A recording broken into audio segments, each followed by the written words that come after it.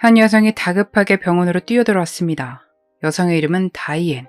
그녀는 세 자녀와 차를 타고 가던 도중 차량 탈취 범죄를 당했고 그 범인으로부터 총을 맞았다 걸렸습니다. 차의 뒷좌석에는 데니, 크리스티, 셰릴이 타고 있었으며 모두 심각한 부상을 입은 상태였죠. 엄마 다이앤 다운스 역시 한쪽 팔에 총상을 입은 상태였습니다. 퇴근에 막 집에 들어섰던 의사는 연락을 받고 급히 병원으로 이동했습니다. 그리고 그는 크리스티를 살려냅니다. 의사가 말하기에 처음에 크리스티를 봤을 때 이미 그녀가 숨을 거둔 줄 알았다고 합니다. 그 정도로 심각했다는 이야기겠죠. 그는 크리스티를 살렸고 그 기쁜 소식을 엄마 다이앤에게 전합니다. 그런데 그녀는 이 상황과는 전혀 관계가 없는 사람처럼 느껴졌습니다. 의사는 직감적으로 느꼈습니다. 그녀가 이 사건과 관련이 있다고 말이죠. 1955년 8월 애리조나주 피닉스에서 태어난 엘리자베스 다이앤 프레드릭스는 본인의 주장에 따르면 어릴 때 아버지로 인해 좋지 못한 일을 겪었다고 합니다. 고등학교에 들어간 다이앤은 어른스러운 나이에 맞지 않게 성인 여성처럼 보이도록 스타일을 꾸미며 남자친구들을 만나 데이트를 시작합니다. 그러다 스티븐 다운스를 만났고 두 사람은 깊은 사이가 됩니다. 두 사람은 졸업을 하고도 함께할 것 같았으나 다이앤은 퍼시픽 코스트 침례교 성경대학에 등록을 하고 스티븐 다운스는 해군에 입대하며 둘은 헤어지게 됩니다. 그녀는 열심히 학교 생활을 하는 듯 했으나 학교에서 문란한 행동을 벌였고 그로 인해 학교에서 떠나달라 이야기를 전달받고 부모님이 계시는 애리조나로 돌아갔습니다. 당시 스티브가 애리조나에 있었는데 두 사람은 또다시 만나게 되며 연인 관계로 발전합니다.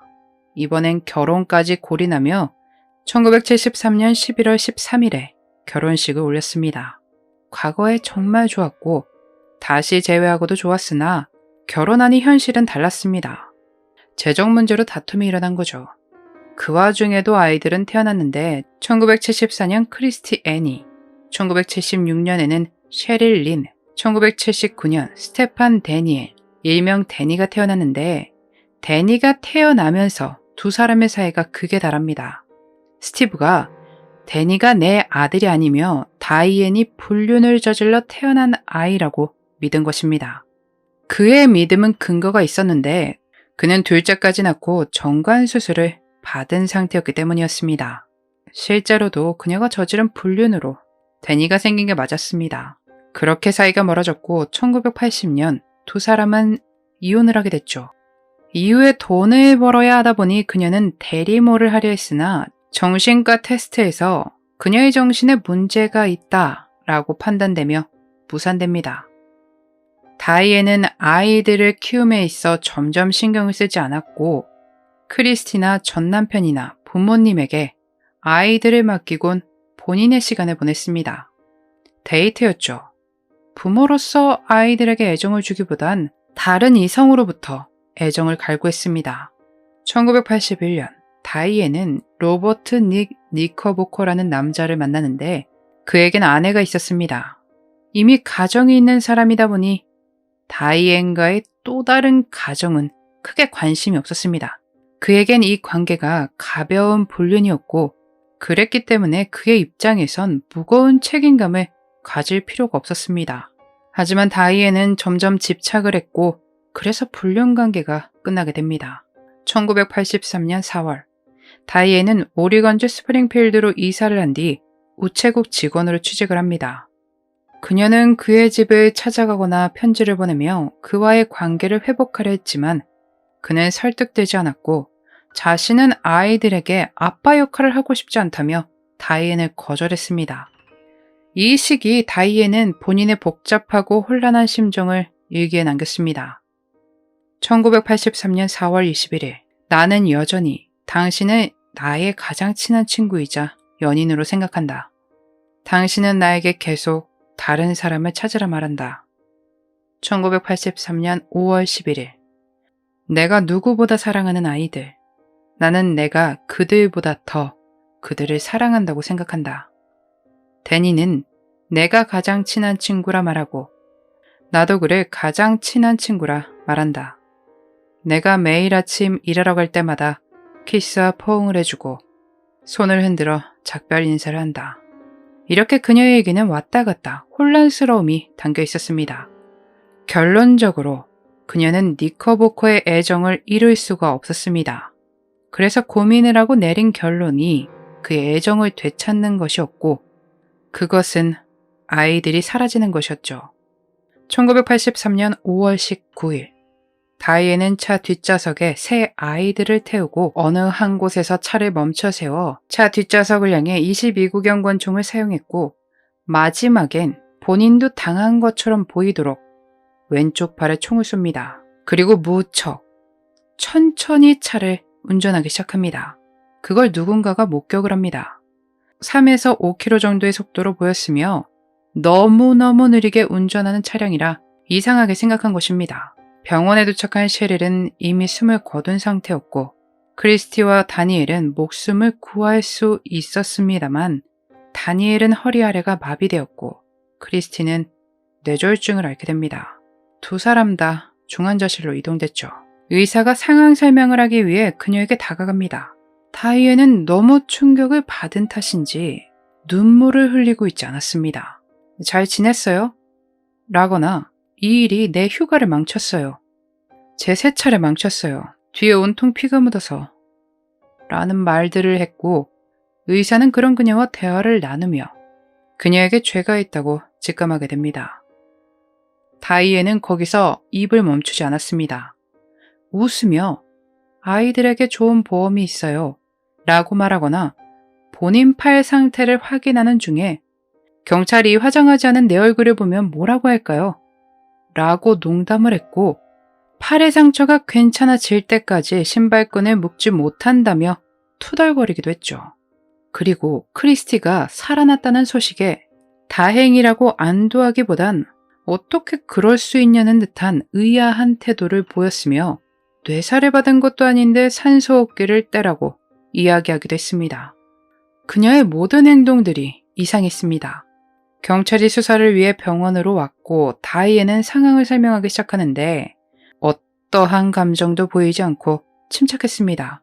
친구 집에서 돌아가는 길이었어요. 밤 9시 30분쯤이었고 예쁜 경치가 있는 길을 발견해서 그 길로 운전하기로 했어요. 저는 운전을 했고 뒤에는 아이들이 자고 있었죠. 그렇게 운전을 하고 가는데 저 앞 길가에서 부스스한 머리의 남자가 손을 흔들고 있었어요. 그를 발견한 다이앤은 그의 옆에 차를 세웠고 그렇게 차를 세우자마자 그가 총을 겨누며 차를 내놓으라 위협하다. 다이앤의 왼팔을 쐈고 운전석 문을 열더니 뒤를 향해 총을 쏘기 시작했답니다. 그때 다이앤은 차 키를 마치 덤불에 던지는 척 신용을 하고 남자가 덤불로 몸을 움직여 차 키를 찾을 때 재빠르게 도망쳐 병원으로 미친 듯이 차를 몰고 왔다 라고 주장했습니다. 경찰은 그녀의 주장대로 그 남성을 찾기 시작하지만 그녀의 말은 믿을만하지 못했습니다. 그 밤에 갑자기 낯선 길로 운전을 한 것도 누가 봐도 수상한 사람 때문에 차를 세웠다는 건 역시 믿기가 힘들었죠. 수사를 벌이며 시간이 흘러가는 와중 크리스티가 어느 정도 회복을 했고 경찰은 누가 총을 쐈니? 라고 범인에 대해 물었습니다. 크리스티는 겨우겨우 입을 열어 우리 엄마 라고 대답했습니다. 경찰은 수색영장을 발부받아 집안을 조사했고 총을 발견하진 못하지만 총알을 발견합니다. 그녀의 일기장 역시 발견했고 그곳에서 니커보코와의 관계가 적힌 내용을 찾습니다. 니커보코는 경찰에게 그녀가 자신을 스토킹했으며 다이앤이 자신을 차지하기 위해 아내를 죽이려 할 것이라고 주장했죠. 법의학 증거들 역시 그녀가 주장하는 것들과는 전혀 맞지 않았습니다. 운전석 쪽에 혈흔 자국이 없었고 운전석 쪽의 바깥이나 내부에 화학 잔여물도 나오지 않았죠. 또한 다이앤은 경찰의 22구경 총을 소유하고 있다는 말을 한 적이 없으나 스티브나 니커보코는 다이앤이 총을 소유하고 있다고 알렸고 크리스티 역시 차 트렁크에서 그것을 본 적이 있다고 전했습니다. 나중에 애리조나에서 구입한 것을 밝혀냅니다. 이렇게 아이들이 회복하고 경찰이 수사를 벌이는 총 9개월의 시간 동안 다이앤은 무엇을 했을까요? 그녀는 여러 방송국에 출연해 그날 무슨 일이 있었는지 인터뷰를 진행했습니다. 그 중에는 오프라 윈프리 쇼도 있었죠. 거의 모든 대부분의 인터뷰를 웃으면서 마치 재밌는 농담이라도 하듯 상황을 설명했습니다. 다이앤 본인은 끝까지 자신은 차량 절도의 피해자다라고 주장했지만 증거들과 증인인 딸 크리스티가 범인으로 지목하며 1984년 2월 28일 체포됩니다. 최종적으로 종신형과 50년의 형량을 선고받았습니다. 그녀는 당시 임신한 상태였기에 태어난 아이는 주에서 입양 절차를 통해 다른 가정에 보냅니다.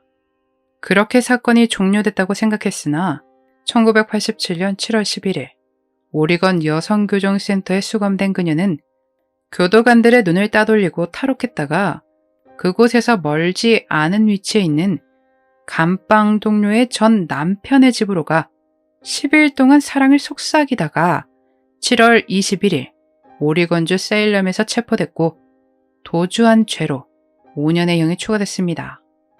정신과 의사들은 그녀를 자기애적이며 반사회적 인격장애라고 진단을 내렸습니다. 그렇게 그녀는 여전히 본인이 잘못했다는 생각 없이 살아가고 있을 겁니다. 여러분은 이 사건을 어떻게 보셨나요? 소중한 의견 댓글로 남겨주세요. 남은 두 아이들이 입양된 곳에서 트라우마를 이겨내고 행복하게 지내기를 바랍니다. 셰릴 역시 모든 것을 잊고 지금은 아프지 않기를 빕니다. 그날의 미스터리 오키노TV였습니다.